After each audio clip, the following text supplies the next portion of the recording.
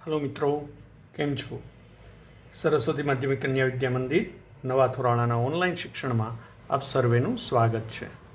ધોરણ 10 વિષય ગણિત પ્રકરણ નંબર 3 દ્વિચલ સુરેખ સમીકરણ યુગ્મ। મિત્રો, આ પૂર્વેના વિડીયોની અંદર આપણે સ્વાધ્યાય 3.4ના દાખલા નંબર 1 લોપની રીતે દ્વિચલ સુરેખ સમીકરણ યુગ્મના ઉકેલ મેળવતા શીખી ગયા। આજના વિડીયોની અંદર જોશું દાખલા નંબર 2, આપેલ સમસ્યાઓ પરથી સુરેખ સમીકરણ યુગ્મ બનાવો અને તેમના ઉકેલ, જો ઉકેલ શક્ય હોય તો લોપની રીતે ઉકેલ મેળવો। એટલે મિત્રો, સૌથી પહેલાં તો સમસ્યા ઉપરથી સમીકરણ યુગ્મ બનાવવાનું છે અને સમીકરણ યુગ્મ પરથી આપણે નક્કી કરીશું કે એને ઉકેલ મળે છે કે નહીં। જો ઉકેલ મળતો હોય તો લોપની રીતથી આપણે ઉકેલ શોધવાનો છે। એના માટે આપણને સમસ્યા આપેલી છે। પહેલો પેટા પ્રશ્ન જોઈએ કે એક અપૂર્ણાંકના અંશમાં એક ઉમેરતા અને છેદમાંથી એક બાદ કરતા અપૂર્ણાંકની કિંમત અતિ સંક્ષિપ્ત રૂપમાં એક બને છે।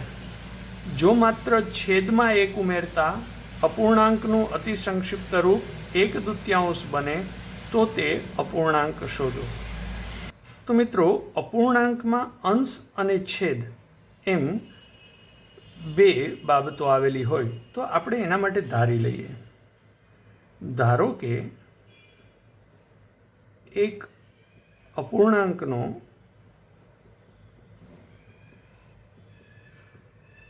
અંશ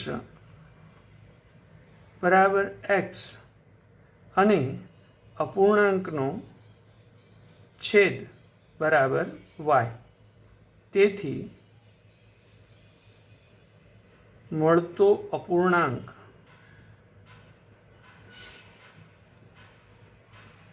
x/y આ આપણો મૂળ અપૂર્ણાંક થયો, જેના માટે અંશપદ x અને છેદપદ y ધારી લીધું તો આપણને મળતો અપૂર્ણાંક x/y મળ્યો। એટલે હવે આપણે x અને yની કિંમત શોધી અને એને અંશ છેદના સ્વરૂપમાં લખી નાખીએ તો આપણને અપૂર્ણાંક મળે। હવે આપણને શું કીધું છે? અંશમાં એક ઉમેરતા। હવે આપણે દ્વિચલ સુરેખ સમીકરણ યુગ્મ બનાવીએ। અપૂર્ણાંકના અંશમાં એક ઉમેરતા, તો મિત્રો જુઓ, અંશ x એમાં એક ઉમેરીએ એટલે x+1 અને છેદમાંથી એક બાદ કરતા છેદ y એમાંથી એક બાદ કરીએ એટલે y-1। તો અપૂર્ણાંકની કિંમત અતિ સંક્ષિપ્ત રૂપમાં, એટલે આ સ્વરૂપ છે એ અતિ સંક્ષિપ્ત રૂપ છે, તો એ આપણને અતિ સંક્ષિપ્ત રૂપમાં એક બને છે। એટલે કે આ અપૂર્ણાંકની કિંમત એક બને છે। તો આ થઈ ગયું આપણું પહેલું સમીકરણ। હવે આપણે બીજું કીધું છે, જો માત્ર છેદમાં એક ઉમેરતા, એટલે છેદમાં એક ઉમેરતા એટલે અંશપદ એમનેમ અને છેદ y, તો એમાં એક ઉમેરતા આપણને અતિ સંક્ષિપ્ત રૂપ આ મળે છે x/y+1। તો એ શું છે? તો કે 1/2 બને, એટલે એની કિંમત 1/2 બને। તો આપણું બીજું સમીકરણ થઈ ગયું।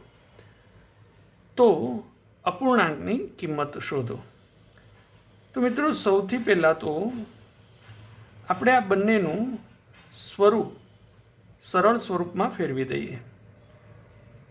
તો x+1 છેદમાં y-1 બરાબર 1 ને આપણે સાદુરૂપ આપીએ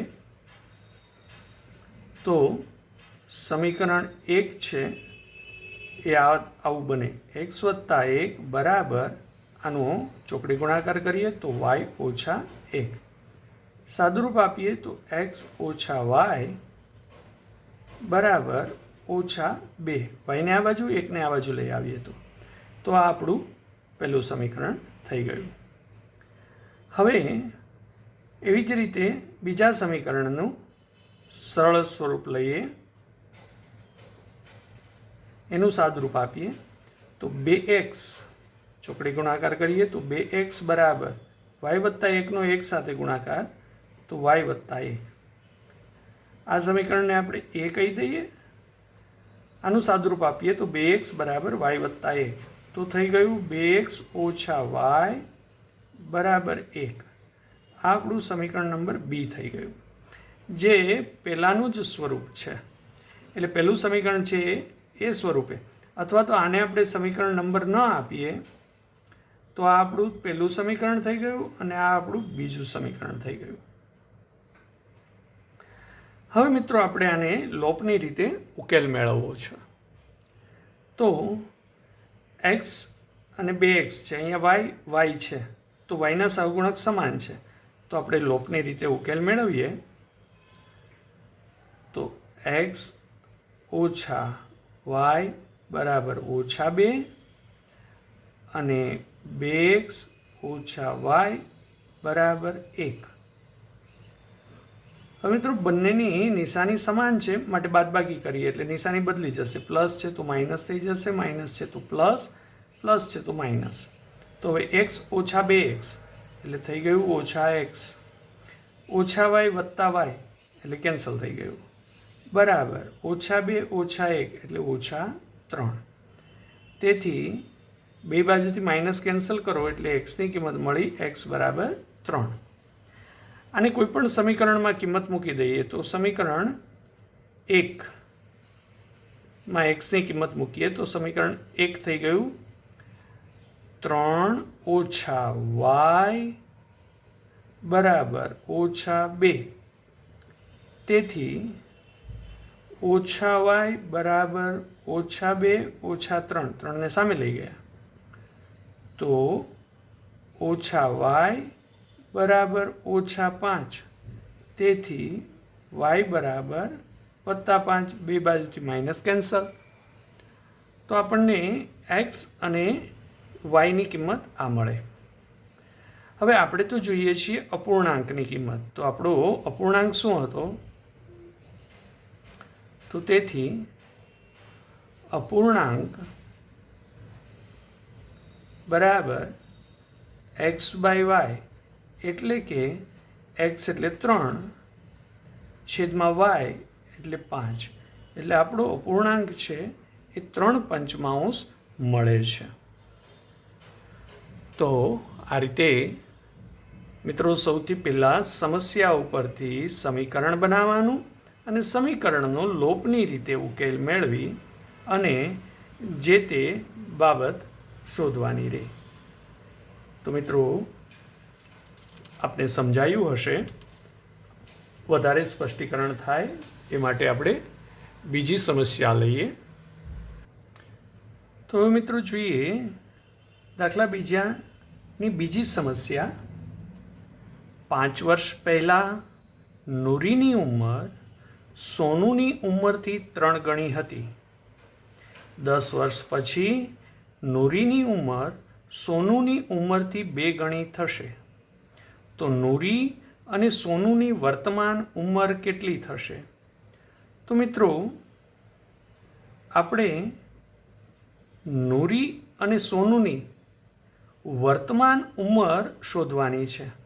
તો આપણે ઉકેલ મેળવતી વખતે ધારી લઈએ, ધારો કે નૂરીની હાલની એટલે કે વર્તમાન ઉંમર x વર્ષ છે અને સોનુની વર્તમાન ઉંમર y વર્ષ છે. એટલે બે ચલ મળી ગયા. હવે મિત્રો 5 વર્ષ પહેલાં નૂરીની ઉંમર કેટલી થાય? તો 5 વર્ષ પહેલાં એટલે ભૂતકાળ થયો, એટલે આમાંથી આપણે બાદ કરવાની. હંમેશા કેટલાય વર્ષ પહેલાં કીધું હોય તો બાદબાકી અને પછી કહે તો સરવાળો કરવાનો. તો x ઓછા 5 થશે. એવી જ રીતે 5 વર્ષ પહેલાંની સોનુની ઉંમર તો y ઓછા 5 થશે. હવે એવી જ રીતે 10 વર્ષ પછીની નૂરીની ઉંમર, હાલની ઉંમર x છે, તો 10 વર્ષ પછીની કેટલી થાય મિત્રો? તો x વત્તા 10. તમારી હાલની ઉંમર 20 વર્ષ હોય તો 10 વર્ષ પછી કેટલી થાય? તો 20 વત્તા 10. એવી જ રીતે હાલની ઉંમર નૂરીની x વર્ષ છે તો 10 વર્ષ પછી કેટલી થાય? તો કે x વત્તા 10. એવી જ રીતે સોનુની હાલની ઉંમર y છે તો 10 વર્ષ પછી કેટલી થશે? y વત્તા 10. હવે મિત્રો આપણી પાસે હાલની, 5 વર્ષ પહેલાંની અને 10 વર્ષ પછીની ત્રણેય ઉંમરો છે. હવે એના સંબંધ ઉપરથી આપણે દ્વિચલ સુરેખ સમીકરણ બનાવીએ. તો 5 વર્ષ પહેલાં એટલે આની વાત ચાલે છે. નૂરીની ઉંમર એટલે કે x-5 એ સોનુની ઉંમરથી 3 ગણી હતી. સોનુની ઉંમર y-5 આની ઉંમર કરતાં 3 ગણી હતી એટલે ગુણ્યા 3. તો નૂરીની ઉંમર સોનુની ઉંમરથી 3 ગણી હતી. તો સોનુની ઉંમરને 3 વડે ગુણીએ એટલે બંને ઉંમર સમાન થઈ જાય. તો મિત્રો આનું સાદુરૂપ આપીએ તો x-5 બરાબર 3y-15 એટલે કે x ઓછા 3y બરાબર -10. આ આપણું પહેલું સમીકરણ થયું. હવે બીજો સંબંધ જોઈએ. 10 વર્ષ પછી એટલે આની વાત ચાલે છે. નૂરીની ઉંમર એટલે કે x+10. આ 10 વર્ષ પછીની નૂરીની ઉંમર સોનુની ઉંમરથી 2 ગણી થશે. સોનુની ઉંમર y+10 એનાથી 2 ગણી થશે એટલે ગુણ્યા 2. તો આ સંબંધ થઈ ગયો. એનું સાદુરૂપ આપીએ તો x+10 બરાબર 2y+20. 2y ને આ બાજુ લઈ આવીએ તો x-2y બરાબર 10 ને સામે લઈ જઈએ તો 20 - 10 એટલે 10. આ થઈ ગયું આપણું બીજું સમીકરણ. હવે મિત્રો બંને દ્વિચલ સમીકરણો મળી ગયા. તો હવે વર્તમાન ઉંમર શોધવી છે એટલે કે x અને y શોધવો છે. એટલે આનો ઉકેલ લોપની રીતે આપણને કરવાનો કહ્યો છે. તો લોપની રીતે ઉકેલ મેળવીએ મિત્રો. તો એના માટે કોઈ ચલની સહગુણક સમાન હોવો જોઈએ. અહીંયા xનો સહગુણક સમાન છે માટે કોઈ સમીકરણને શેનાઈ વડે ગુણવાની જરૂર નથી. તો x-3y બરાબર -10 આ પહેલું સમીકરણ અને x-2y બરાબર +10 આ બીજું સમીકરણ થયું. હવે મિત્રો xનો લોપ કરતી વખતે બંનેની નિશાની સરખી છે એટલે લોપ કરવા માટે બાદબાકી કરવી પડશે. એટલે હવે અહીંયા વત્તા છે તો ઓછા, ઓછા છે તો વત્તા, અહીંયા વત્તા છે તો ઓછા. એટલે હવે આ નિશાનીઓ ધ્યાનમાં લેશું મિત્રો. x ઓછા x એટલે કેન્સલ. -3y વત્તા 2y એટલે -y બરાબર -10 એટલે -20. તો -y બરાબર -20 તો y બરાબર +20 થયું. તો આ રીતે y મળી ગયો. હવે એને આપણે કોઈ પણ એક સમીકરણની અંદર મૂકી દઈએ. સમીકરણ 1 અથવા 2ની અંદર. તો આપણે સમીકરણ 1માં કિંમત મૂકીએ તો સમીકરણ 1 શું મળે? સમીકરણ 1 ઇમ્પ્લાઇઝ તો x ઓછા 3y એટલે x ઓછા 3y, y એટલે 20 બરાબર -10. સાદુરૂપ આપીએ તો x ઓછા 60 બરાબર -10. તેથી x બરાબર 50. કારણ કે મિત્રો -60 છે સામે ગયા એટલે +60, -10 + 60 એટલે 50. તો આ રીતે x અને y મેળવ્યું. તો હવે આપણે કહી શકીએ કે નૂરીની હાલની ઉંમર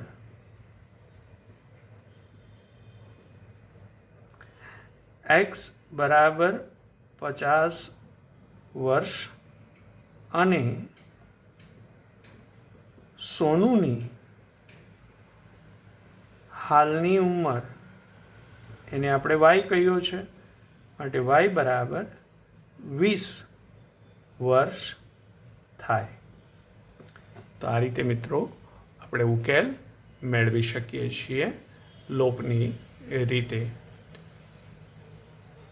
તો મિત્રો આ રીતે સમસ્યાનું સમીકરણ સ્વરૂપમાં રૂપાંતરણ કરી અને ત્યાર પછી કોઈ પણ રીતની મદદથી આપણે ઉકેલ મેળવી શકીએ. પરંતુ આપણે અત્યારે સ્વાધ્યાય 3.4 ગણી રહ્યા છીએ જ્યાં લોપની રીતનો ઉકેલ મેળવતા આપણે શીખી રહ્યા છીએ. તો હવે જોઈએ સમસ્યા નંબર 3. તો હવે જોઈએ મિત્રો સમસ્યા નંબર 3. બે અંકોની સંખ્યાના અંકોનો સરવાળો 9 છે.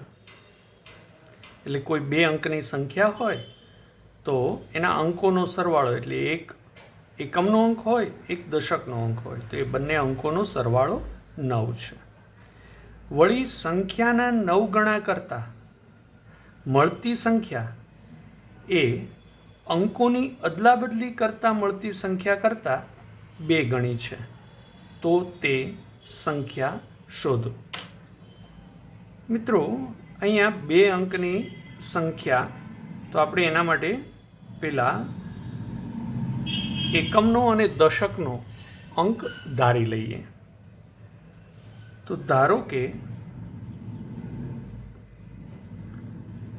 2 અંકોની સંખ્યાનો એકમનો અંક x છે અને 2 અંકોની સંખ્યાનો દશકનો અંક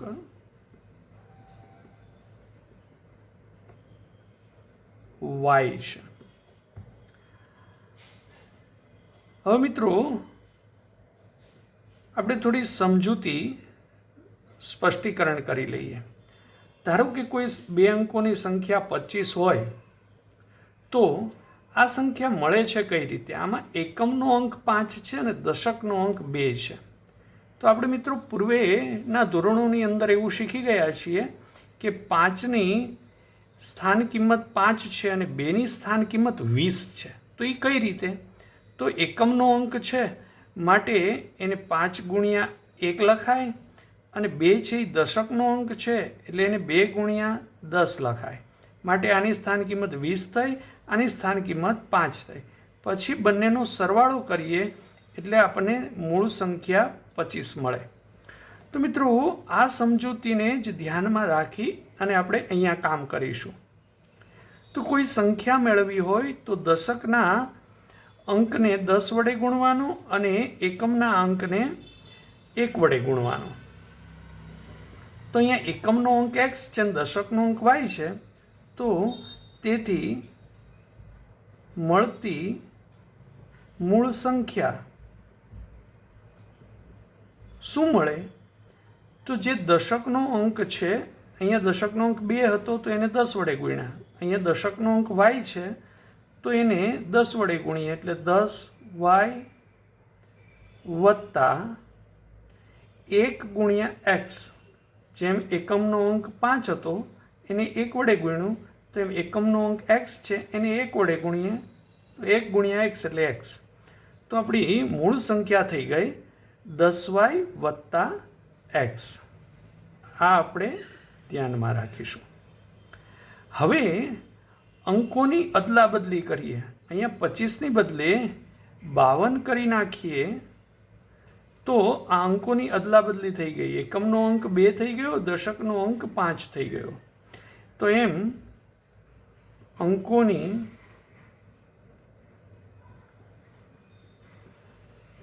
અદલાબદલી કરતા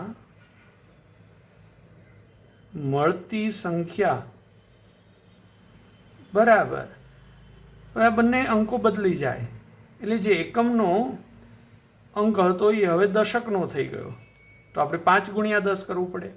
એમ અહીંયા અંકો બદલી ગયા એટલે y દશકનો હતો તો એને 10 વડે ગુણ્યું, તો હવે x દશકનો થઈ ગયો એટલે થઈ જશે 10x વત્તા y. સમજાયું મિત્રો? તો આ રીતે અંકોની અદલાબદલી કરતાં મળતી નવી સંખ્યા 10x વત્તા y થયું. હવે આપણે સમજીએ. તો પહેલો સંબંધ શું કીધો છે? 2 અંકોની સંખ્યાના અંકોનો સરવાળો 9 છે. અંક કયા? x અને y. તો એનો સરવાળો એટલે પ્રથમ દ્વિચલ સુરેખ સમીકરણ થઈ ગયું x વત્તા y બરાબર 9. આ આપણું પહેલું સમીકરણ થયું. હવે બીજો સંબંધ જોઈએ. વળી સંખ્યાના 9 ગણા સંખ્યા કઈ છે? 10y વત્તા એક્સ.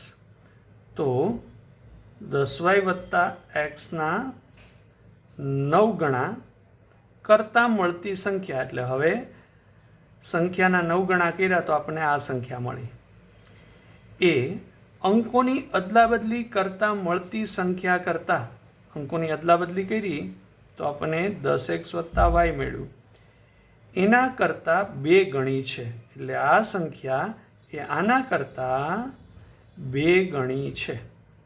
બરાબર જોજો, મૂળ સંખ્યાના 9 ગણા કરતાં અંકોની અદલાબદલી કરતાં મળતી સંખ્યાના 2 ગણા બરાબર છે.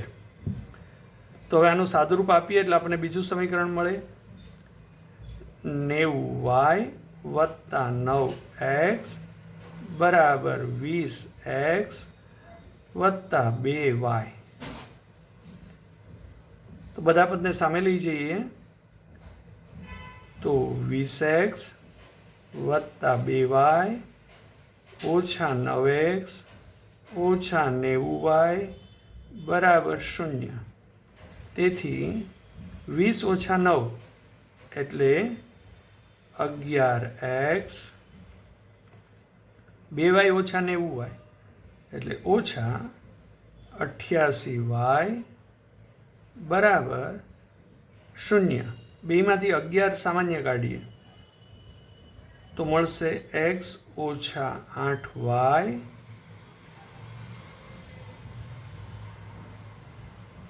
બરાબર 0. 11ને સામે જવા દઈએ તો 0/11 થશે એટલે 0 થશે. તો આપણને મળ્યું x ઓછા 8y બરાબર 0. આ આપણું બીજું સમીકરણ થયું મિત્રો. તો આ રીતે આપણને 2 સમીકરણો મળ્યા. હવે આપણે લોપની રીતનો ઉપયોગ કરી અને સમીકરણનો ઉકેલ મેળવીએ. તો લોપની રીત માટે 2 સમીકરણમાં કોઈ ચલના સહગુણકો સમાન થવા જોઈએ. તો અહીંયા એક્સના સહગુણક સમાન છે, માટે આપણે કોઈ સમીકરણને શેનાઈ વડે ગુણવાની જરૂર નથી. આપણે બંને સમીકરણોને લખી દઈએ. x વત્તા y બરાબર 9 અને x ઓછા 8y બરાબર 0. હવે એક્સનો લોપ કરવો છે તો બંનેની નિશાની સમાન છે. તો એનો અર્થ કે પહેલાંમાંથી બીજું સમીકરણ બાદ કરવાનું, એટલે નિશાની બધાની બદલી જશે. તો એક્સ ઓછા એક્સ એટલે લોપ થઈ ગયો. y વત્તા 8y એટલે વત્તા 9y બરાબર 9 ઓછા 0 એટલે 9. તેથી y બરાબર 1 મળે. હવે આને કોઈ પણ એક સમીકરણમાં મૂકી દઈએ. તો સમીકરણ 1માં મૂકીએ તો સમીકરણ 1 આપણને મળશે x વત્તા y એટલે 1 બરાબર 9. તેથી x બરાબર 9 ઓછા 1 એટલે કે xની કિંમત મળી 8. તો આપણે મિત્રો મેળવવાનું હતું તો તે સંખ્યા શોધો. સંખ્યા એટલે આપણી આ મૂળ સંખ્યા. તો હવે આપણે કહી શકીએ x અને y બંને મળી ગયા. તો તેથી 2 અંકોની સંખ્યા બરાબર 10y વત્તા x. આની અંદર કિંમત મૂકી દઈએ. 10 ગુણ્યા y એટલે 1 વત્તા x એટલે 8. તો થઈ ગયું 10 વત્તા 8 એટલે કે 18. તો આ 2 અંકોની એ સંખ્યા હતી કે જે અહીંયા આપણને સમસ્યામાં આપેલું હતું. તો 2 અંકોની સંખ્યા 18 મળે છે મિત્રો, જેના અંકોનો સરવાળો 9 થાય અને અદલાબદલી કરીએ તો 81 સંખ્યા થાય. એ મૂળ સંખ્યાના 9 ગણા અને નવી સંખ્યાના 2 ગણા જેટલું થશે. તો મિત્રો આ આપણી મૂળ સંખ્યા થશે. તો આ રીતે મિત્રો કોઈ પણ સમસ્યા જેની અંદર 2 ચલ મળી આવતા હોય તો એવી સમસ્યાને દ્વિચલ સુરેખ સમીકરણના સ્વરૂપમાં ફેરવી અને પછી આપણે એનો ઉકેલ માટેની અત્યાર સુધીમાં 3 પદ્ધતિ શીખી ગયા. આલેખની રીત, આદેશની રીત અને લોપની રીત. તો કોઈ પણ રીતે આપણે એનો ઉકેલ મેળવી શકીએ છીએ. હવે મિત્રો, પેટા પ્રશ્ન નંબર 4 અને 5 એ જાતે ગણજો. આ 2 પેટા પ્રશ્ન તમારા માટે હોમવર્ક છે મિત્રો. સ્વાધ્યાય 3.4ના દાખલા નંબર 2ના 2 પેટા પ્રશ્ન નંબર 4 અને 5 જે સમસ્યાઓનો ઉકેલ મેળવવાનો છે એ જાતે ગણવાનો પ્રયત્ન કરજો મિત્રો. આપણે અહીંયા જુદા જુદા એવા 3 સમસ્યાઓના ઉકેલ તમને લોપની રીતે મેળવતા શીખવાડી ગયા છીએ. તો એના જ આધારે બાકીના 2 તમારી જાતે ગણવાનો પ્રયત્ન કરજો. પુનરાવર્તન કરતા રહેજો મિત્રો. સ્વસ્થ રહેજો. આવજો.